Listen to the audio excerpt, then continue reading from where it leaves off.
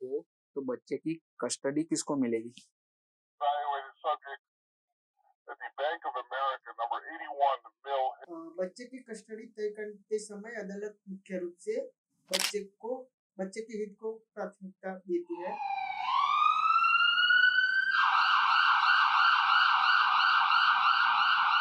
तो नया business startup करने से पहले किन किन बातों का ध्यान रखना चाहिए? पहले तो business registration, MSME, GST, shop act, license. ऐसे केस में मिडिल क्लास लोग ही फंसे। एक किसान था, उन्हें एक लोन ली थी, 50,000 के उन्होंने लोन ली थी। तो उसको परसेंटेज के बारे में उसको पता नहीं है, तो उसने 26% पे उसने लोन ली थी। तो वो 10 साल तक लोन भरता रहा। तो जब वो कोर्ट में गया तो उस क्या आपको पता है हमारे आठ पड़ोस आजू या बाजू में रोज लाखों क्राइम होते हैं? क्या हमें इसकी भनक भी है? तो अगर हम ऐसी कोई सिचुएशन में ना फंसे, इसीलिए हम आपको अलर्ट करना चाहते हैं, क्योंकि हमको चीजों की नॉलेज होना बहुत जरूरी है। तो आज हम इसीलिए लाए हैं हमारे चैनल के नए फर्स्ट गेस्ट। तो आज हम लाए हैं एडवोकेट। तो उन्होंने अपनी लाइफ में ऐसे छोटे मोटे केस बहुत निपटाए हैं। तो आइए उनसे इंप्रेशन लेते हैं। तो हमारे ये फर्स्ट शो है, तो उसको एंड तक देखना। तो हमारा ये वीडियो बनाने का मकसद यही है कि युवा पीढ़ी कोई गलत रास्ते ना चले जाए। इस वीडियो को बनाने का माध्यम यही है हमारा अवेयरनेस फैलाना लोगों में। तो वीडियो को पूरा एंड तक देखना और भारत स्कोर चैनल को सब्सक्राइब कर देना।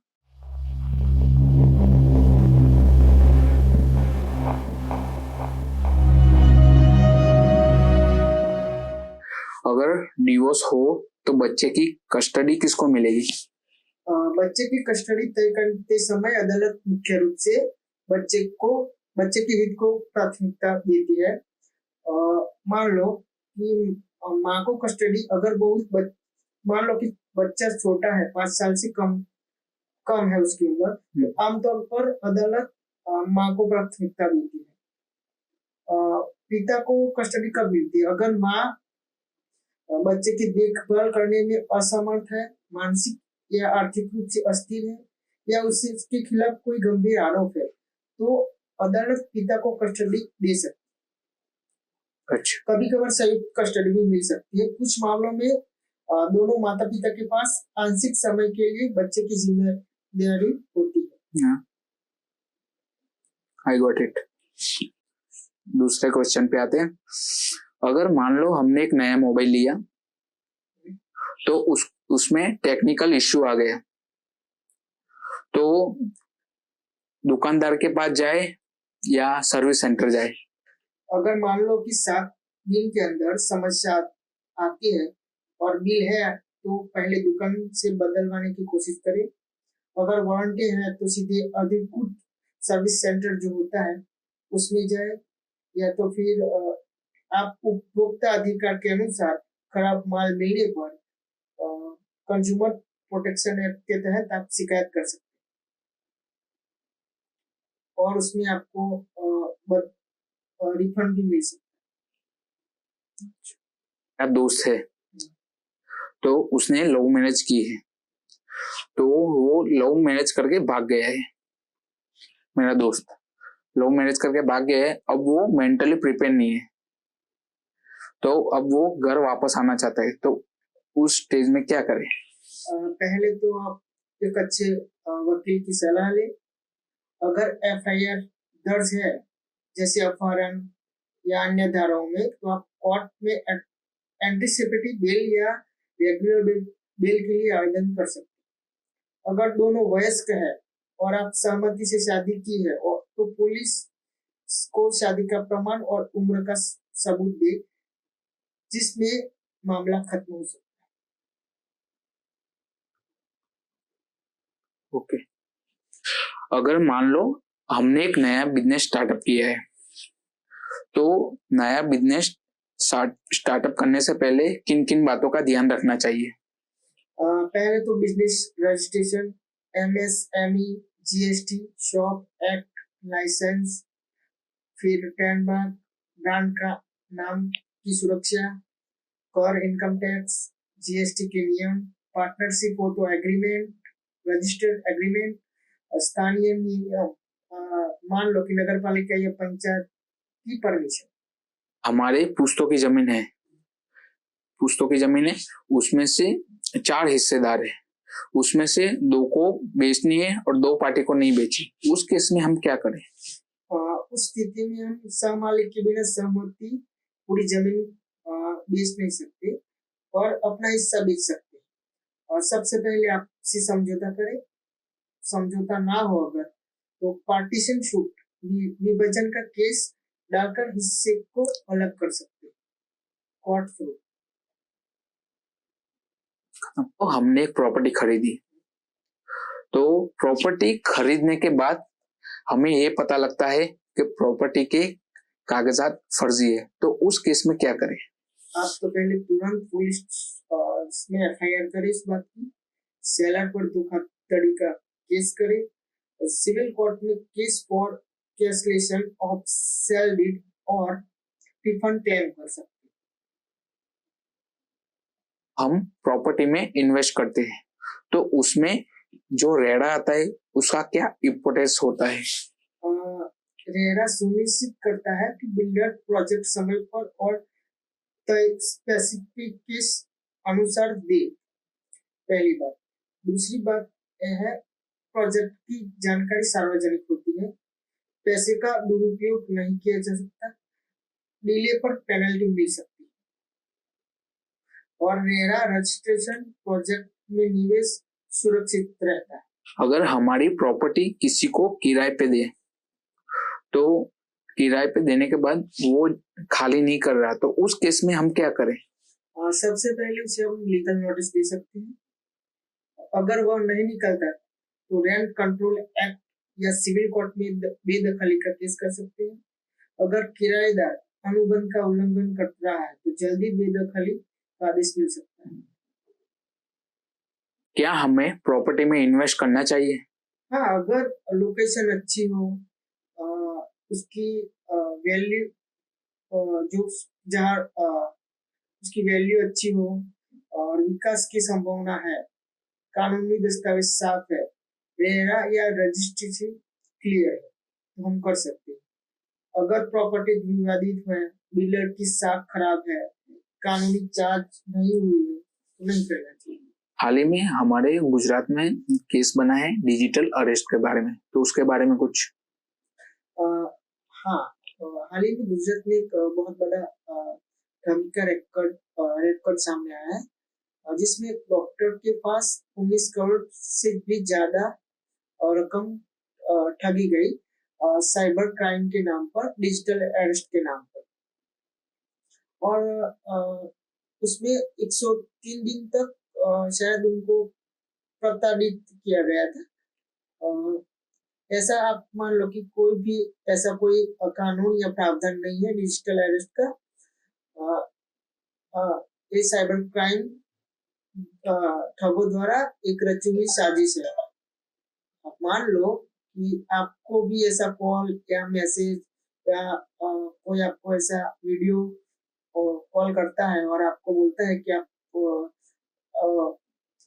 पुलिस स्टेशन से बात कर रहा हूँ या सीबीआई से बात कर रहा हूँ, या तो किसी जज के बारे में नाम लेकर आपको पैसा हेठने की बात करता है, तो आप तुरंत नजदीकी पुलिस स्टेशन जाए, पुलिस आपकी तुरंत सहायता करेगी इस केस में और आपको मदद मिल सकती है, क्योंकि ऐसा कोई कानून में प्रावधान नहीं है डिजिटल अरेस्ट का। एक सोचे समझी हुई साजिश के तहत आपको मानसिक रूप से प्रताड़ित किया जा सकता है और पैसा हेठने का एक नया काम है साइबर ठगों द्वारा। डिजिटल अरेस्ट के बारे में इतना कहना चाहता हूँ आप लोगों से कि आपको ऐसा कोई कॉल या मैसेज आए तो तुरंत पुलिस का संपर्क करें। हमारी गुजरात पुलिस भी आपको मदद करने के लिए तैयार है और अवेयरनेस फैला रही है सोशल मीडिया पर के जरिए। और आप पढ़े लिखे हो या ना हो, आप तुरंत ऐसा कॉल या मैसेज आए तो तुरंत पुलिस का कांटेक्ट करें, पुलिस आपकी मदद करेगी। ऐसे केस में मिडिल क्लास लोग ही फंसे हैं। एक किसान था, उन्हें एक लोन ली थी 50,000 की उन्होंने लोन ली थी। तो उसको परसेंटेज के बारे में उसको पता नहीं है, तो उसने 26% पे उसने लोन ली थी। 26% पे, तो वो 10 साल तक लोन भरता रहा। तो जब वो कोर्ट में गया तो उसने 50,000 की बदले में 10 साल में 6,50,000 उसने प्ले किए थे, तो वो उसने केस किया है। तो इस केस में हम मिडिल क्लास लोग ही ज्यादातर फंसते हैं। पहले तो मान लो कि कोई भी आप लोन लेते हैं तो उसमें डॉक्यूमेंट क्या लगते हैं, किस बैंक से ले रहे हैं, किस संस्था से ले रहे हैं, क्या वो गवर्नमेंट संस्था है या तो फिर कोई प्राइवेट फाइनेंस है या कोई व्यक्ति या कोई कंपनी है, तो उसके बारे में सब सारा पहले जान ले। फिर आप डॉक्यूमेंट के उसका मतलब कि रेट होता है लोन अमाउंट का, मान लो कि देते हैं तो उसमें रेंट देते हैं, तो वो कितना प्रतिशत है वो पहले देके 10%, 9%, और मान लो कि आपके साथ कुछ गलत हुआ है तो आप आरबीआई को भी उसकी शिकायत कर सकते हैं और कोर्ट में केस दायर कर सकते हैं किसी भी कंपनी या बैंक या कोई भी संस्था के खिलाफ।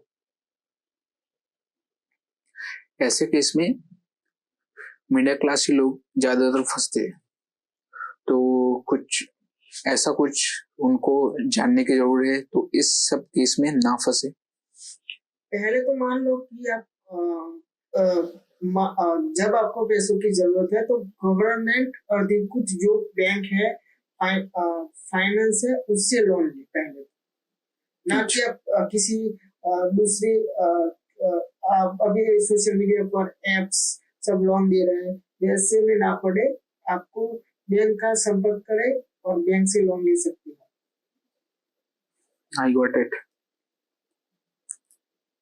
दूसरा क्वेश्चन ये है वकील के बारे में। अक्सर लोग वकील करके फंस जाते हैं। तो पहले तो ये बताइए कि एक अच्छा सा वकील ढूंढे कैसे। पहले तो आपको तय करना पड़ेगा कि आपका केस किस तरह का है, क्रिमिनल है, सिविल है या फैमिली लेबर। पहले अनुभव और विशेषता देखें, रेफरेंस और सिफारिश ले, पहली मीटिंग टेस्ट, फीस और पारदर्शिता, लोकेशन और उपलब्धता, ऑनलाइन प्लेटफॉर्म का उपयोग, तो आप एक अच्छा लॉयर ढूंढ सकते। हाँ, अभी फिलहाल सोशल मीडिया पर कई लिंक ऐसे आती है, जैसे छोटे बच्चे हो या युवा ज्यादातर फंसते हैं हनी ट्रैप के बारे में। मान लो कि कोई आप लिंक ओपन करते हैं और सामने लड़की अपने कपड़े उतार रही है, ऐसा कुछ वीडियो बन जाता है आपका, तो वो आपको फिर फेसबुक या सोशल मीडिया के जरिए आपको ब्लैकमेल कर सकते हैं। तो ऐसे स्थिति में आप घबराए ना, किसी अच्छे दोस्त, आपका कोई अच्छा दोस्त हो या तो फिर पहले तो आप पुलिस स्टेशन जाए और उसके बारे में सारी डिटेल्स जो पुलिस ऑफिसर है उसको बताए कि ऐसा ऐसा हुआ है, तो पुलिस आपकी मदद करेगी। मान लो कि आपके साथ ऐसा हुआ है तो आप तुरंत पुलिस का संपर्क करें, बिना डरे बिना झिझक किए, क्योंकि उसमें क्या होता है कि ये भी एक ठगी का तरीका है। उसमें आपका वीडियो बना के आपको ब्लैकमेल किया जा सकता है। मान लो कि ऐसे भी मेरे सामने कोई केस आए हैं कि उनको संबंधी या उसके दोस्तों को उस व्यक्ति द्वारा वीडियो भेजे गए हैं और वो बाद में वो ऐसा बोलता है कि पैसे दो वरना आपको ये सारे आपके वीडियोस आपके पापा मम्मी या बहन या किसी रिलेटिव को भेज देंगे। इस तरह से आपको ब्लैकमेल किया जा सकता है, तो आप डरे ना, तुरंत पुलिस का संपर्क करें, पुलिस आपकी मदद करेगी। क्योंकि ये भी एक तरीका पैसा हटने का है जो लोग आमतौर पर यूज करते ट्रेंडिंग में ज्यादा चल रहा है एक हनी टैप के बारे में। तो हनी टैप क्या है? हैं जो आपको आपके खिलाफ महिला को यूज किया जाता है हनी टैप में। हनी टैप के बचाव के तरीके आप मान लो कभी भी किसी अनजान व्यक्ति को सोशल मीडिया में वीडियो कॉल ना करें, बातें ना करें, और ऐसा कुछ होता है आपके साथ, ऐसा कुछ गलत हुआ है तो आप पुलिस का संपर्क कर सकते हैं। 2, 3 एंड स्टार्ट। मान लो हमारा कोई व्हीकल 2 व्हीलर हो या 4 व्हीलर अगर गुम हो जाता है तो उस केस में हम क्या कर सकते हैं? मान लो कि आपने गाड़ी पार्क की, वहां से गुम होता है तो कभी कभार क्या होता है कि ट्रैफिक पुलिस वाले भी नो पार्किंग में गाड़ी आप पार्क की करते हैं तो उठा के ले जा सकते हैं, ऐसा भी संभव है। आप आरटीओ वाले भी आपकी गाड़ी ले जा सकते हैं। पहले तो मैं ऐसा स्थिति में आपको कहना चाहूंगा पुलिस का संपर्क करें, पुलिस स्टेशन जाए और रिपोर्ट दर्ज कराएं, आरटीओ में एक लिखित अर्जी कर सकते हैं, ऐसा कर सकते हैं। कोई दुकानदार अगर एमआरपी से ज्यादा पैसा प्ले करता है तो उसमें क्या करें हम?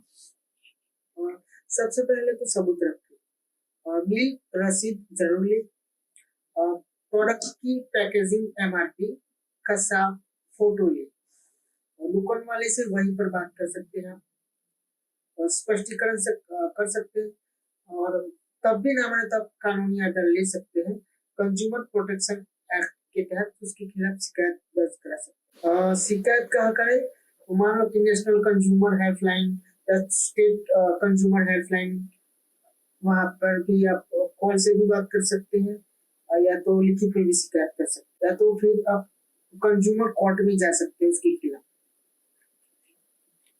अगर हमारे कोई डॉक्यूमेंट्स है तो वो गलत तरीके से इस्तेमाल करे तो हमें क्या करना चाहिए? आप नजदीकी पुलिस स्टेशन में शिकायत दर्ज कर सकते हैं। दूसरा, आपका आधार या पैन कार्ड, आधार का गलत इस्तेमाल हुआ है तो आप UAID की वेबसाइट पे जाके आधार ब्लॉक कर सकते हैं, या तो पैन कार्ड का गलत इस्तेमाल हुआ है तो पैन कार्ड की वेबसाइट पे जाके शिकायत दर्ज करा सकते हैं। मान लो कि कोई बैंक और संबंधित विभाग को सूचना दे सकते हैं जिस जहाँ गलत इस्तेमाल हुआ है। PIL ये है क्या? PIL एक जन याचिका है।